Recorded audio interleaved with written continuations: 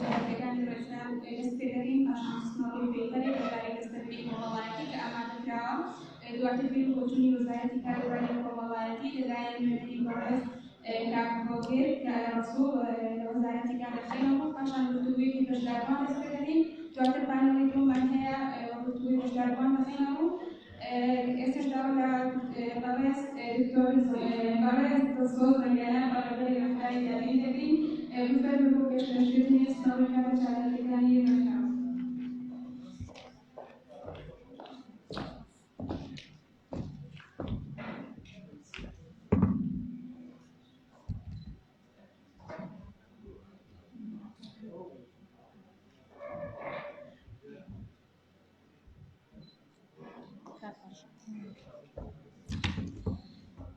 بەڕێزانم کارتان باش بەڕێزان بەنای ئەنجومەنی تەواوپێکراوانی ستافی دەستەی بەڕێوەبردن لە ڕێکخراوی دابین زۆر بەخێرهاتنتان دەکەین. خۆمان خۆشحاڵ دەزانین ئەمڕۆ لە خزمەتی ئێوەی بەڕێزین. ئازیزان ڕێکخراوی دابین کە ڕێکخراوێکی ناحکومی سەربەخۆی قازاژنەویستە لە ساڵی 2017 دامەزراوە. یەکەم ساڵی دامەزرانی بە شێوەی خۆبەخشان لەسەر ئەرکی ستافی دەستەی دامەزرێنە خۆی بەڕێوەبردووە. بەڕێزان تا لە ساڵی دووەمی بە هەوڵ مامەندبوونی هەموو پرۆژە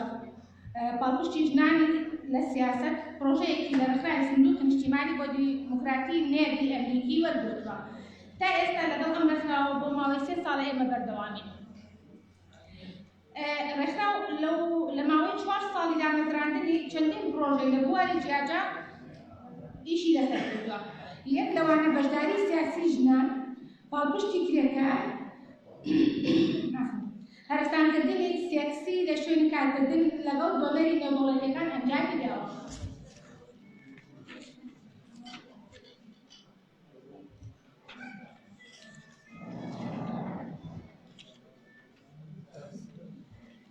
لەوانەش یەکەم ساڵی پرۆژەی پاڵپشتی ژنان بۆ لەکایە سیاسی کە ئەم پرۆژەیەش بۆ ماوەی 1 ساڵ بوو لە کۆتای پرۆژەکەدا ڕاستاندە و پێویست ئاراستەی دام و دەستگا پەیوەندی دیارەکان کرا تا بتوانین باشتر پشتیوانی و هاوکاری ژنان بین. لە بەشداریەکانی سیاسی گۆڕینی وێنەی ژنان لە بەشداری سوورەیی بۆ بەشداری کارا و کاریگەری. پاشان پرۆژەی دووەممان کێشە و ئاستەنگەکانی بەردەم ژنان لە کایە جیاوازەکانی کۆمەڵگادا بوو. خۆشبەختانە ئەم پرۆژەی بە سەرکەوتووی کۆتایی هاتووتوانرا لە چوارچێوەی ڕاپرسەی کێشە و گرفتەکانی ژنان بخرێتەوە بۆ ڕای گشتی و دامەزرا پەیوەندیدارەکە ببردرێت. پاشان ڕێکخراو لە ساڵی 2020 پرۆژەی بەرامبەربوونەوەی هەرسانکردنی سێکسی لە شوێنی کارکردن لەگەڵ ڕێکخراوی ئەنتەرنیوز ئەنجامدا کە ئامانجی پرۆژەکە هۆشیاریکردنەوەی ژنان و کچان لەبارەی چۆنیەتی ڕوبەڕووبوونەوەیان لە هەر حاڵەتێکی تەحەڕوش پاشان ڕێخستنی لەلایەن یاسایی ئەم بابەتەوە. خاڵێکی دیکەی کە وەک پلانی استراتیژی ڕێکخراو کار لەسەر دەکات ئەویش گەنجانە. لە ماوەی 4 ساڵی لەمەریدا بەردەوام لە ڕێگەی کار و چالاکی جۆراوجۆر کاری بۆ بەرەپێدانی بە گەنجان کردووە. لە ئێستادا گروپێکی خۆبەخشی گەنجانمان زۆر باشمان هەیە. هەفتانە ئەم گروپە کار و چالاکی بنەوەی ئەنجام دەدەن لە بواری جیاوازەکانی کۆمەڵگا بە تایبەتیش لە بواری گەنجان.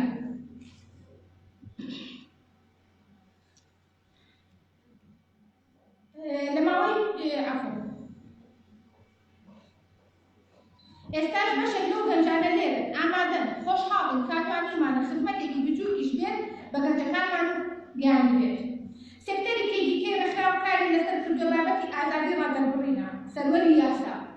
بۆیە وەک ئەرکی سەرشانمان کارە لە پیشەکانمان کارەکانمان بۆ سەربەخۆی دادگا و دادوەرەکان کردووە. چونکە پێمان وایە ئەگەر نەتوانین سەربەخۆی دادوەری بەدەست بهێنین ئەوە سێکتەر و بوارەکانی دیکەی زۆر خراپتر دەبێت. بۆیە ئێمە بەردەوام هەوڵماندا لەگەڵ چالاکیەکانی تایبەتیەکان بە پشتیوانی پشتگیری لە سەربەخۆی قەزا و قەزای ئازادیەکان قسەمان هەبێت. تەواوی ڕۆژەکەش بگەێنین بە ڕێکخراو نێودەوڵەتیەکان و بەشە لە میدیا عەرەبیەکان.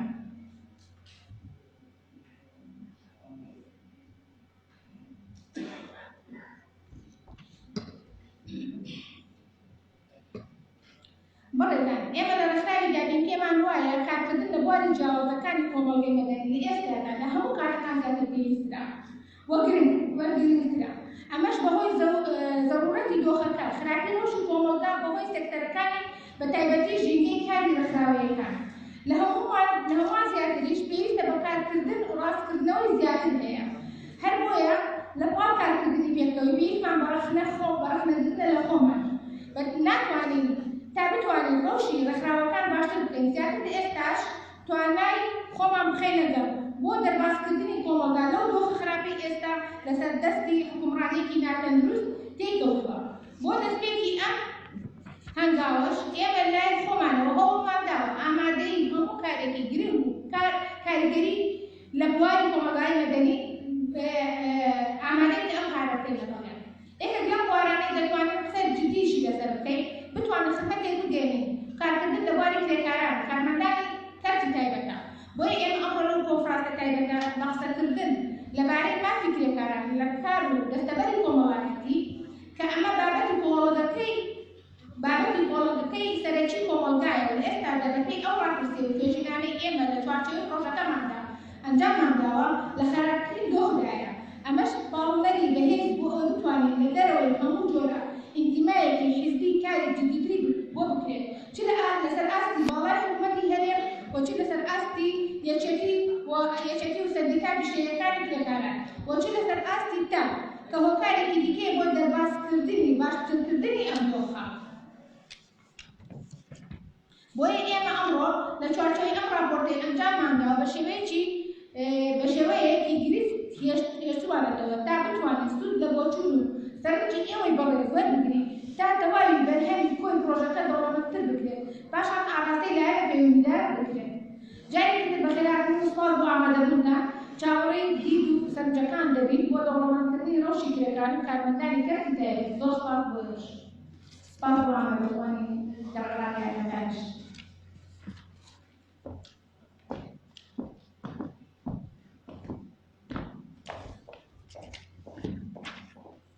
ئێستاش داوا لە سۆڵانخانەکەی بێت بۆ ئیدارەدانی کانێڵی یەکەم بە میوانداری کە هەڵگیری ڕاسوو و کاکاوشا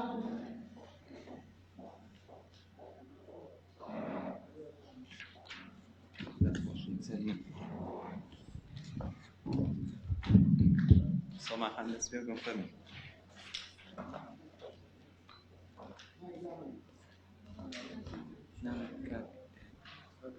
نعم فرمي دانش تو يمكن أو خوي بوري تو أو كتو كم خرجوا. باید باش زور بخیر به من سومایسی پارێزەر بۆ ئیدارەی گفتگۆکانەدا بەکارهاتنی بەڕێزکار بگرێت هەم بەڕێزیان ڕاگەشتکار بە وەزارەتی کار و کاروبار کۆمەڵایەتیە و هەم بەڕێزکارەوەشۆ بەڕێزیان بەڕێوەبەری پرۆژە لە ڕێکخراوەکان زۆر بخێر بن. بەڕێزکارەوەشۆ بابەتێکی ئامادە کردووە بەڕێزیان بابەتەکان پێشکەش بکەن دواتر گاڵۆگر و دواتر پێشکەشکردنەوە دەستپێرێت.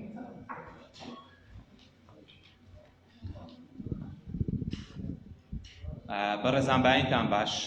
خۆمان بە خۆشحاڵە زاین ئەمڕۆ لە خزمەتەوەی بەڕێزین. دیارە پرۆژەی پاڵپشتی کرێکاران کە لەلایەن ڕێکخراوی دابین بۆ گەشەپێدانی دیموکراسی مافی مرۆڤ جێبەجێکراوە لە ماوەی ساڵی 2020 بۆ ساڵی 2020 بووە. پرۆژەکە بە پاڵپشتی ڕێکخراوی ئەنیدی ئەمەریکی بە ناونیشانی پرۆژەی پاڵپشتی کرێکاران کە کۆی پرۆژەکە چەند کار و چالاکیێکی لە خۆ دەگرت لە سەر و هەمویانەوە بابەتی وشیاری کرێکاران کە سێ خولی وشیاری بۆ کرێکاران لە کەرتی تایبەت و لە کەرتی گشتی و تێکەڵاو ئەنجام دراوە. لە پاشان ڕاپرسیەک لە پرۆژەکەیە ئەنجام دراوە کەم ڕاپرسێش خۆشبەختانە لەلایەن گروپێکی گەنجانی خۆبەخش لە ڕێکخراو ئەنجام دراوە و ئامانجی ڕاپرسەکەش خستنە ڕووی و دەرخستنی ڕەوشی کرێکارانی کەرتی تایبەت بووە و کێشە و معناتەکانی بووە. پاشان ئەنجامی ڕاپرسەکە لە کۆنگرێکی ڕۆژنامەنووسیا ڕاگەیەنرا و دوجار کۆی ڕاپرسەکە و ڕاستپارتەکانی ئاڕاستی لایەنە پەیوەندیدارەکان وەکو وەزارەتی کار و کاروباری کۆمەڵایەتی و هەروەها پەرلەمانی کوردستان و لەگەڵ دەستگاکانی ڕاگەیان و ڕایگشتی کرا. هەر لە چوارچەوەی پرۆژەکەیە ئێمە کە لە 34 کۆتایی بە پرۆژەکە دێت پەیپەرێکمان ئامادە کردووە کە بە ناونیشانی دەستەبەری کۆمەڵایەتی مافێکی زەوت کراوە. لای بەڕێستان ڕوونا زەمانی اجتیماعی دەسەبەری کۆمەڵایەتی شمولی هەموو ئەو کەسانە دەکات کە لە کەرتی گشتی و ببورن لە کەرتی تایبەتە بوونیان هەیە. دیارە ئەوەی کە ئەم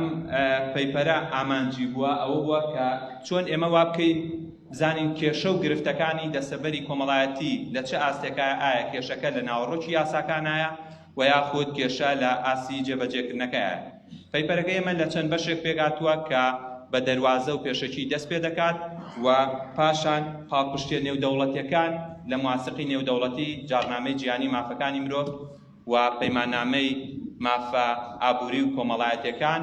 و هەروەها ڕێکەوتنامەکانی تری تایبەت بە نەهێشتنی جیاکاری دژ بە ژنان و ڕێکەوتنامەکانی مافەکانی مناڵان و تەواوی ڕێکەوتنامە و بەڵگەنامە نێودەوڵەتیەکان کە جەخت لەواکەنەوە دەستەبەری کۆمەڵایەتی وەک یەکێک لە مافەکان بۆ کرێکاران و کارمەندانی کەرتی تایبەت زامن بکرێت. هەر بۆیە ئێمە لە پەیپەرەکەمانە تەواوی ئەو بڕگە و مادانەمان وەک ئاماژە پێداوە کە پاڵپشتی و پشتیوانی دەستەبەری کۆمەڵایەتی دەکات. پاشان هاتوونێتە سەر دۆخی ناوخۆی عێراق تا چەندێک ئەم یاسایە و یاخود زەمانی ئیجتیماعی لە دەستەبەری کۆمەڵایەتی لە دەستوری عێراقیە زامن کراوە. خۆشبەختانە دەتوانین بڵین بە ئەنجامی ئەو کارێک ئێمە پێگەیشتوین لە دەستوری عێراقیشا و دوجاریش لە یاساکانی عێراق و هەرێمی کوردستان بە دیاریکراویش یاسای خانەنشینی و دەستەبەری کۆمەڵایەتی ئەم مافە زامن کراوە و تا ڕادەیەکی باش توانوێتی ڕووماڵ و تەختەی زەمانی ئیجتیماعی بکات. لە پاش ئەوە ئێمە لە پەیپەرەکەمانە ئاماری دانیشتوانی هەرێممان خستۆتە ڕوو کە وەک لەسەر داتاشۆکەی بینین کۆی دانیشتوانی هەرێمی کوردستان 6,171,083 کەسە. پاشان ئامارەکە دابەشەوە بۆ هەریەکە لە پارێزگاکانی هەولێر 2,252,422 کەس و سلێمانی 2,252,591 کەس. پاشان پارێزگای جۆ 1,648,611 کەس و پاشان پارێزگای هەڵەبجە دێت. بەڵێ دیارە ئامانجی خستنەڕووی و ئامارە ئەوە بوو کە ئێمە چۆن بتوانین جارە پێش هەموو شتێک ئاماری دانیشتوانی هەرێمی کوردستان وەرگین دوایی هێدی بچینە ناوەڕۆکی بابەتەکەەوە کە ئامانج لەی دیاریکردنی بەشداربووانی دەسەبەری کۆمەڵایەتیە لە کەرتی تایبەت و کەرتی تێکەڵا. بەڵێ ئاماری کرێکارانی کەرتی تایبەت لە هەرێمی کوردستانە لە ساڵی 2000 ئەوانەی کە لە کەرتی تایبەت ئایشەکەن لە ساڵی 2015 557,022 کەس بووە، 514,944 کەسیان لە ڕەگەزی نێر بووە و 42,078 کەسیان لە ڕەگەزی مێر بووە. دیارە کە باسی ئەم ئاماراکەین ئامارە احتیمادەن لەسەر دەستەی ئاماری هەرێمی کوردستان ئێمە بە گریمانەیی بۆ ساڵی 2021 ئەم ئامارە بۆ هەر ساڵێک ڕێژەی لە سایە 5مان بۆ زیاد کردووە کە ئەم ڕێژەیە ڕێژەیەکی گریمانەیە و احتیمادەن بۆی کە لە ساڵی 2014ەوە دەرگای کەرتی گشتی کە ناوی حکوومەت هەرێمی کوردستانە داخراوە واتە کارکردن لە کەرتی تایبەت ڕوو لە هەڵکشان بووە و زۆر زیاتر بووە. بۆیە ئەو ئامارە لە ساڵی 2021 بە پێی تەخمینێمە چۆتە 728,128 کەس. لەو ڕێژەش 669 کەس و 427 کەسیان لە ڕەگەزی نێرە و پاشان 54,701 کەسیان لە ڕەگەزی مێیە. ئاماری دەسەبەرکراوی کرێکارانی کەرتی تایبەت لە هەرێمی کوردستان بەپێی ئاماری بەڕێوەبەرایەتی گشتی دەسەبەری کۆمەڵایەتی سەر بە وەزارەتی کار و کاروباری کۆمەڵایەتی کە لە ساڵی 2020 لە مانگی 4 ڕاگەیەنراوە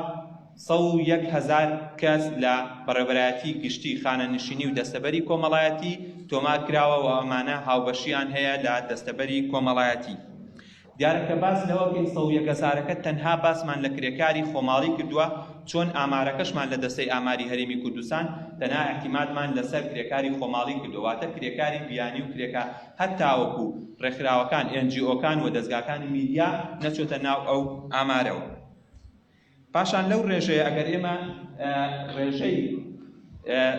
بەشداری یاخود هاوبەشی لە دەسەبەری کۆمەڵایەتی دەربێنین تەنها ڕێژەی لە سایە 13.94 دەکات کە ڕێژەی بەشداری کرێکارانی کەرتی تایبەتە لە دەسەبەری کۆمەڵایەتی. لە بەرامبەر ڕێژەی لە 86.6 لە کرێکارانی کردی تایبەت بەشدار نین یاخود بێبەشن لە دەسەبەری کۆمەڵایەتی.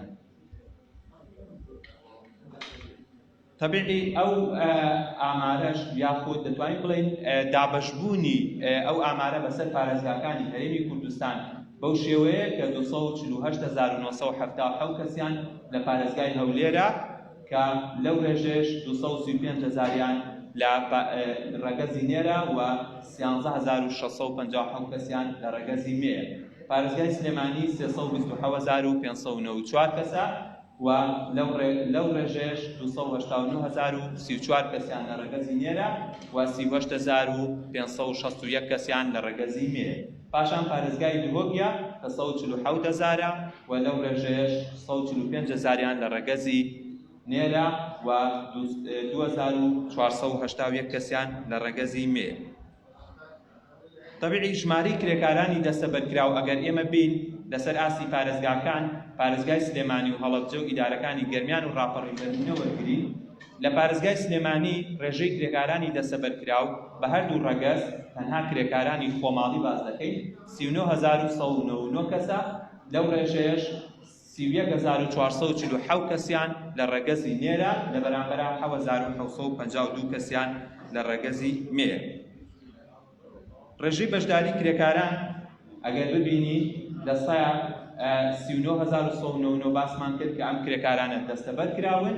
ڕێژەی نێر و مێش بەو شێوەیەکە لەسەر داتاشۆکە بوونی هەیە. بەڵێ بەڕێزان ئەگەر ئێمە ببینین لە کۆی ئەوانەی کە لە کردی تایبەتە کارەکەن 327,594 کەس لە کردی تایبەتی شەکا بە پێی و ئامارەی کە ئێمە بەردەستمان خستووە و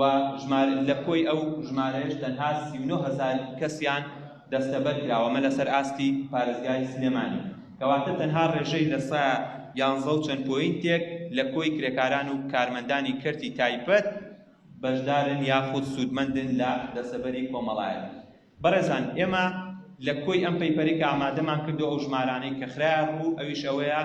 کۆمەڵێک دەرەنجام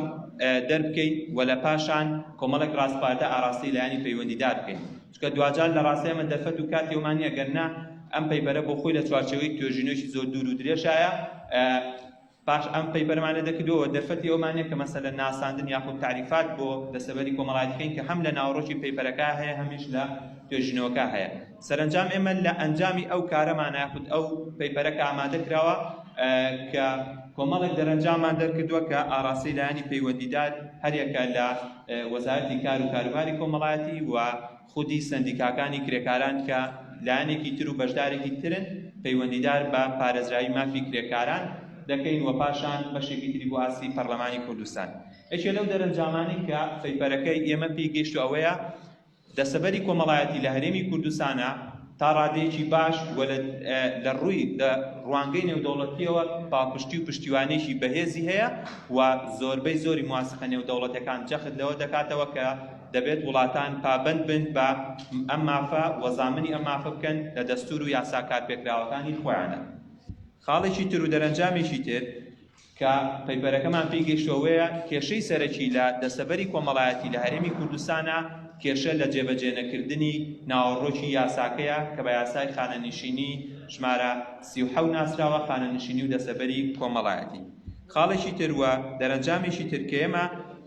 لەم یاسایە پێی گەیشتوونەوەیە ئەم یاسایە وەکو خۆی کاری پێ ناکرێت. خاڵ نقطەیەکی تر لەو دەرەنجامانەی کە ئێمە لەم یاسایە پێی گەیشتوونەوەیشەوەیە نەبوونی متمانەی هاوڵاتیانە بە گشتی بە حکومەتی هەرێمی کوردستان و لە ناویشیانە کارمەندان و کرێکارانی کردی تایبەت. دوجار ئەم نەبوونی متمانەی ڕەنگی یاوەتەوە بۆ ئاستی وەزارەت و دوجار بۆ بەڕێبەرایەتە گشتیەکان کە سندوقی خانەنشینی و دەستەبەری کۆمەڵایەتی دەکەوێتە زمنی بەڕێبەرایەتی گشتی کار و دەستەبەری کۆمەڵایەتیەوە. خاڵێکی تر لە دەرەنجامەکان نەبوونی وشیاریی پێویستە لە کرێکاران و کارمەندانی کردی تایبەت، ئەویش بەوەی هەتاوە بوو ئێستا ئەم چین و توێژە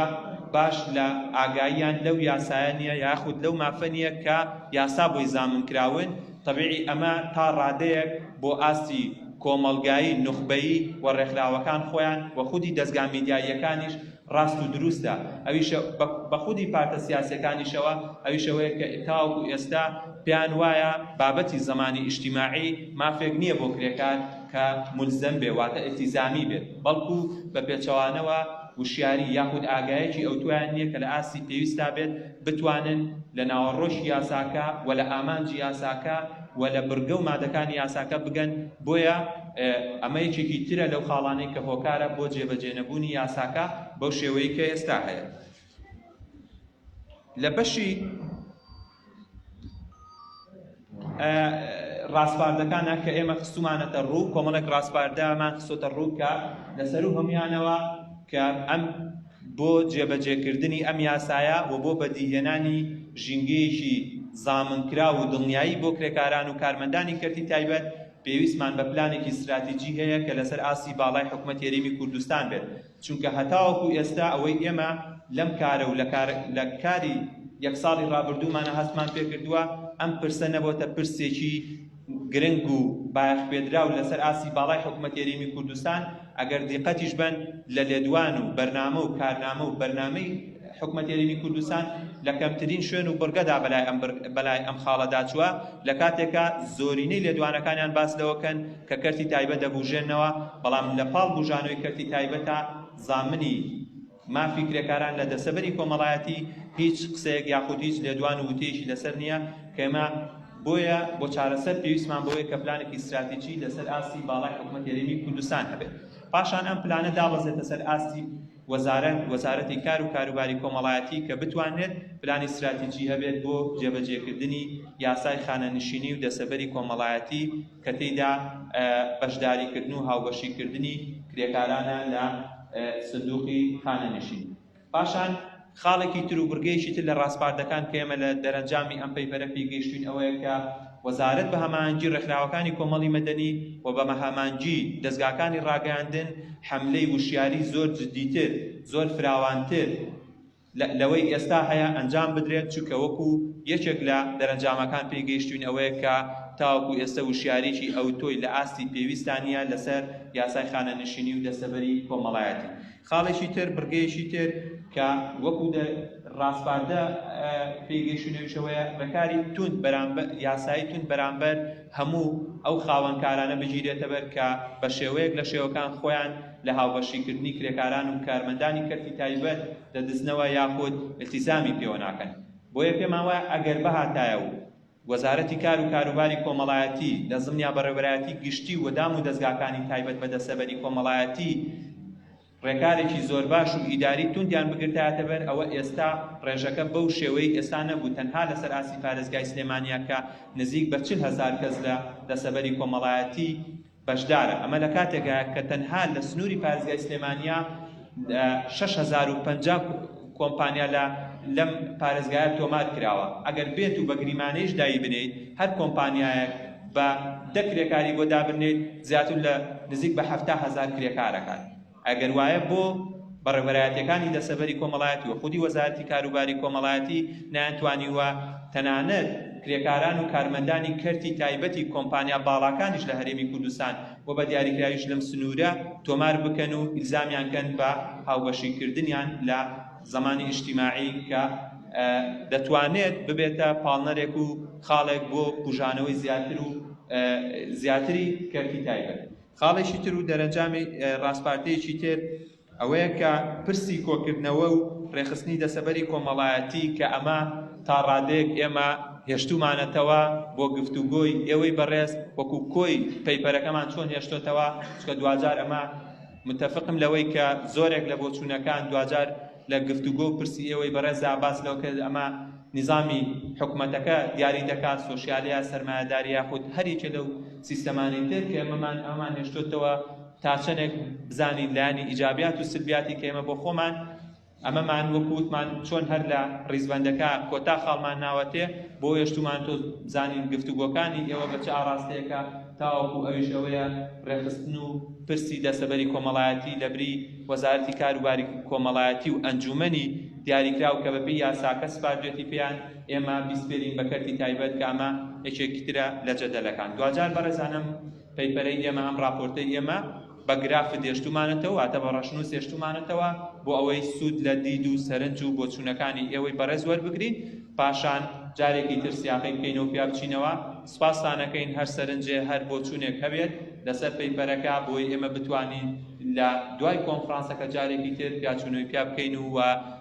بە بۆچوون و سەرنجەکانتان دەوڵەمەندی بکەین ئێمە هیچ شتێکمان نەماوە پەیپەرەکەتان لەبەردەستایە و دوجار گفتوگۆی ئێوەی بەڕێز زۆر سپاس زۆر سپاس بۆ بەڕێزکار بە شەو ئامادەکردنی و پێپەرە و قسمەوەدا چاوەڕەکان داوا لە بەڕێزکار بۆ ڕسوڵەکەم کە بەڕێزیان ڕەوشکار لە وەزارەتی کار و کاروباری کۆمەڵایەتی بابەتێکیان هەیە لەسەر چالاکیەکانی وەزارەت بۆمان باس بکەن دواتریش پرۆگرامان بە ئامادەکردنی بەڕێز